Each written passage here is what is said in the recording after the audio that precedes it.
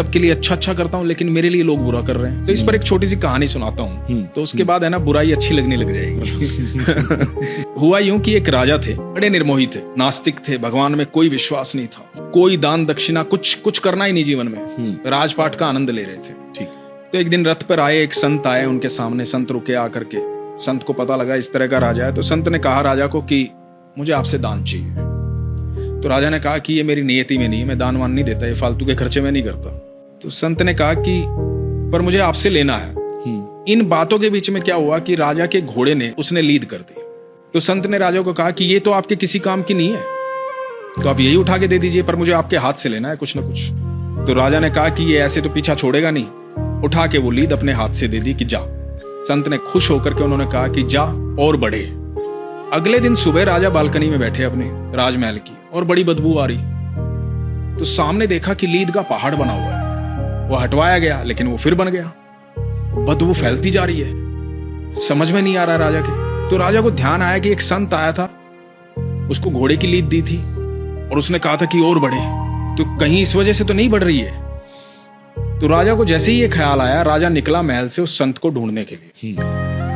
ढूंढते ढूंढते संत के पास पहुंचे। मुझसे गलती हो गई, मैं माफी चाहता हूँ, मेरे महल के बाहर इस तरह से घोड़े की लीद का पहाड़ बन गया है, मुझे क्षमा करें। तो संत ने कहा कि भाई वो तो आपके कर्म है, आप मुझे धन देते तो धन बढ़ता। राजा ने कहा कि महाराज मुझे क्षमा करें, मुझसे गलती हो गई, अब मेरे अंदर वो सुधार आ जाएगा, आप निश्चिंत रहें, मैं समझ गया हूँ आपके संदेश को। तो संत ने कहा कि हाँ निवारण है, लेकिन मुझसे कोई प्रश्न नहीं पूछेगा जब तक निवारण ना हो जाए।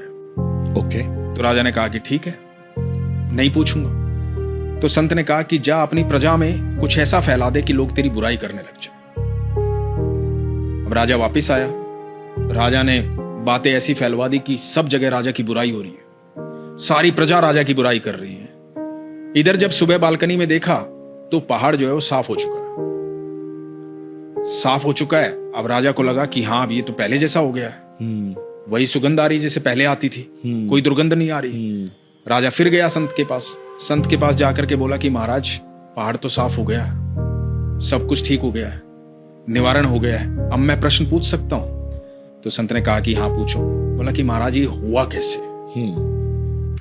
तो संत ने कहा कि जब लोग तुम्हारी बुराई कर रहे थे ना, तो तुम्हारे प्रारब्ध को काट रहे थे, तुम्हारे बुरे कर्मों के हिस्सेदार बन रहे थे, तो तुम्हारे सारे प्रारब्ध उन लोगों ने खत्म कर दिए, इसलिए ऐसा संभव हुआ। तो आज के बाद कभी कोई बुराई करे तो उनका धन्यवाद करना। वाह वाह वाह।